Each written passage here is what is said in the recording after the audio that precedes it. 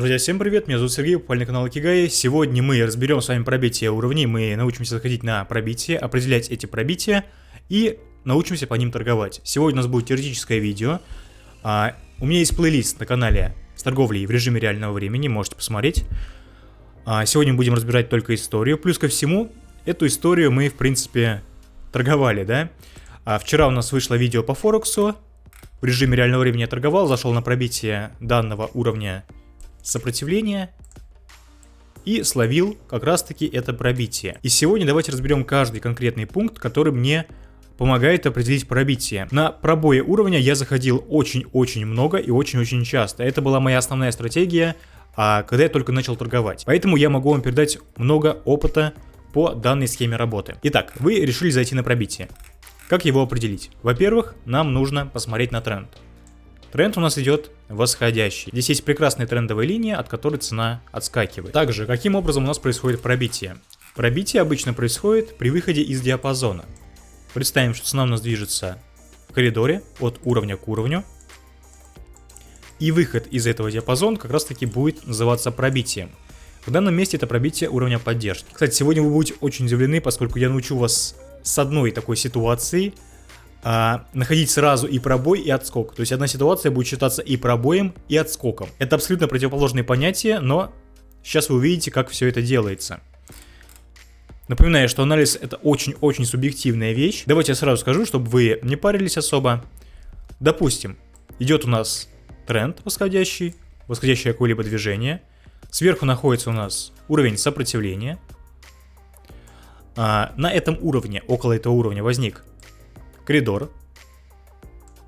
И в данном коридоре у нас есть диапазон. В данном диапазоне есть свои уровни поддержки и сопротивления. При этом сверху у нас также находится более масштабный уровень сопротивления.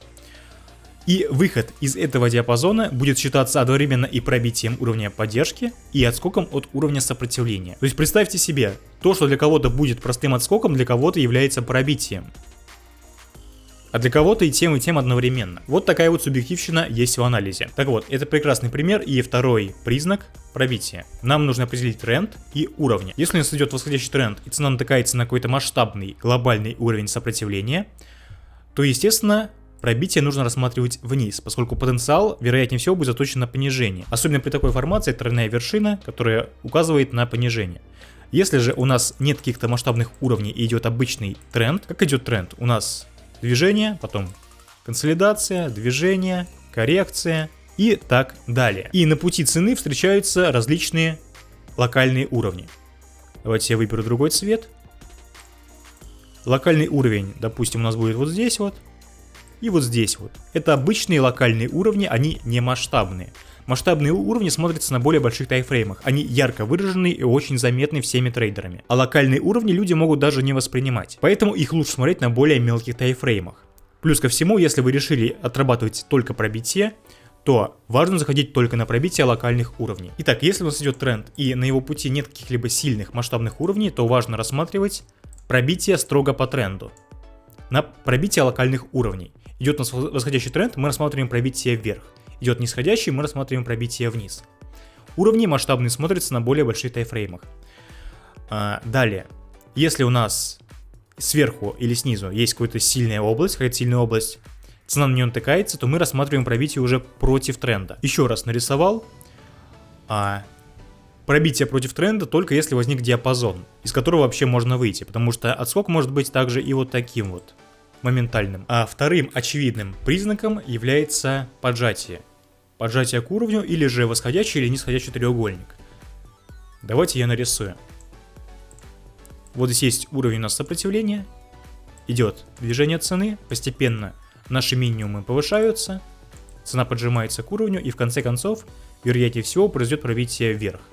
Та же самая схема и с пробитием вниз. Но напоминаю, что треугольник это одновременно и фигура продолжения тренда, и разворота тренда.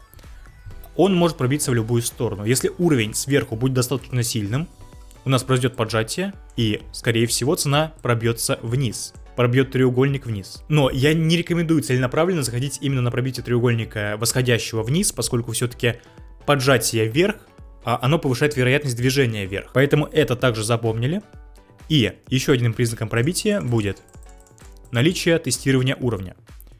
Давайте я нарисую, что я имею в виду.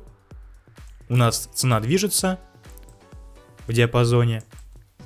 И постепенно она все чаще и чаще начинает тестировать уровень. Это также может быть похоже на треугольник. Но на больших таймфреймах это, наверное, будет не видно.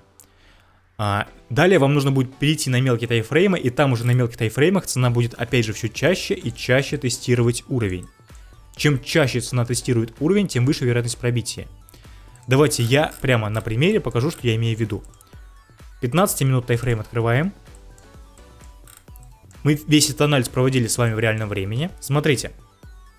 Мы заходили на пробитие данного уровня. И вот у нас происходит поджатие. Всей этой картины, когда мы заходили, еще не было. У нас существовало только вот это вот место. И заходили мы вот здесь вот. Я отметил точку входа. Вот у нас пример поджатия. Не очень хорошо его видно. Давайте все-таки я поищу еще что-нибудь, чтобы было более понятно. Смотрите, вот хороший пример поджатия. Это таймфрейм 5-минутный.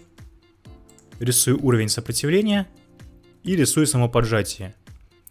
Восходящий треугольник. Это ситуация с пробитием на развороте тренда. То, что мы сейчас обсуждали. Шел у нас краткосрочный тренд на понижение. Образовался восходящий треугольник на уровне поддержки. И произошло пробитие вверх. Пробитие локального уровня. Давайте немножко отдалю. Вот у нас восходящий тренд мы видим. Уровень поддержки есть хороший. Вот он. То есть все условия здесь соблюдены. Итак, возвращаемся к нашему примеру. Далее, тестирование уровня. Я увидел на часовом таймфрейме. Смотрите. Провожу опять же линию. Что мы видим здесь? Мы видим тени. Тени от уровня. При отскоке от уровня.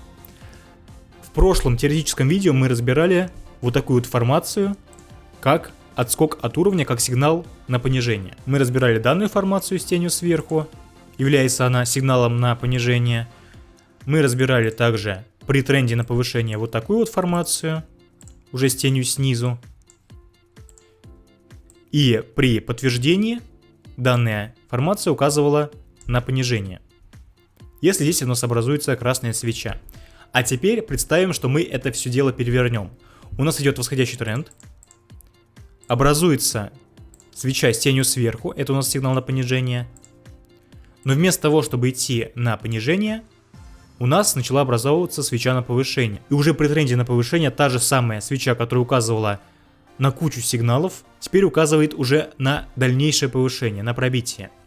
Почему? То есть тень нам указывает на то, что цену вытолкнули с уровня, цена готова к движению вниз, но вместо того, чтобы пойти вниз, цену удерживают, и быки настроены серьезно. Они стремятся продавить цену, это видно вот по данной формации, и вероятнее всего цена идет к пробитию уровня. И если сил у быков много, это мы смотрим тренд, мы смотрим свечи, размеры свечей, то уровень скорее всего продавит. То есть тени также указывают на тестирование уровня. Но значение не имеет только если у нас образовалась уверенная свеча, которая закрылась либо на максимуме этих свечей, либо превысила максимум и закрылась чуть выше. Тогда это указывает на силу покупателей. Напоминаю, что здесь находится уровень сопротивления. То есть свеча у нас должна закрыться выше максимумов. Это еще один признак пробития. Уровень у нас тестируется все чаще и чаще, и потом цена резко выходит за максимумы. Вот это хороший признак для пробития. И плюс ко всему это можно заметить на минутном таймфрейме. Даже я бы сказал, это нужно замечать на минутном таймфрейме. Именно таким образом я заходил на пробитие четко в тот момент, когда оно совершалось. Ровно перед импульсом. Вы можете посмотреть мои старые видео и это все найти. Теперь, как отрабатывается пробитие на Форексе и на бинарных опционах. На бинарных опционах у нас существует время экспирации. И что рекомендую делать? Если вы уверены, что пробитие произойдет именно в тот момент, когда вы зайдете, то есть все факторы уже для пробития есть, вы заходите на небольшое время экспирации и ловите импульс. Плюс этого в том, что пробитие может быть ложным. То есть в любом случае по времени экспирации вы получите свою прибыль, потом цена может вернуться, но вы уже свою прибыль получили. Если же вы не уверены в пробитии в данный конкретный момент, то вы подбираете время экспирации чуть подольше. Побольше время экспирации подбираете с запасом. В том случае, если вы уверены в пробитии, но не уверены, произойдет ли пробитие именно тогда, когда вы зайдете. Тогда вы подбираете время экспирации побольше. Потому что может произойти ложный пробой, цена может откатиться, потом еще повторно потестировать уровень и так далее. Это что касается бинарных опционов. Теперь на Форексе. Вы могли заметить, как я заходил в предыдущем видео на Форексе. Я нашел поджатие, восходящий треугольник. Вот у нас происходит движение цены, поджатие к уровню. К примеру, мы решили зайти в данном месте, где ставить стоп-лосс. Стоп-лосс ставить ниже минимума треугольника. Вот здесь, в данном месте. Почему именно так? Цена обычно, если совершает неудачную попытку пробития, возвращается обратно и пробивает треугольник уже вниз. Докуда она идет? Либо до уровня предыдущего минимума, вот до сюда. Потом, возможно, повторная попытка пробития. И каждый вот этот вот локальный минимум будет хорошей опорой, хорошим уровнем поддержки. То есть даже если после треугольника цена совершит неудачную попытку, у нее будет еще множество шансов, чтобы пробить этот уровень. Стоп-лосс ставим ниже образования самого поджатия. Давайте я покажу на примере, где я поставил стоп-лосс и как я заходил. Это М5, та же самая ситуация вчерашняя. Вот уровень сопротивления, вот поджатие. Зашел я вот здесь вот, примерно в данном месте я зашел. Произошло у нас ложное пробитие в данном месте. Цена пробила трендовую линию треугольника, дошла до уровня предыдущего минимума и потом совершила повторную попытку пробития, удачную. Стоп-лосс у меня стоял вот здесь. Вот жирная линия, здесь у меня стоял стоп-лосс. Со стоп-лоссом разобрались, теперь о прибыли. Это касается также и бинарных опционов, и Форекса. Нам нужно место, чтобы цена совершила импульс после пробоя. Нашли мы уровень сопротивления, который будет пробиваться, и докуда цена обычно идет. Цена идет от уровней к уровню. А ближайший сильный уровень у нас находился в данном месте. Видно это по отскокам. И на видео я сказал, что цена дойдет именно вот до сюда.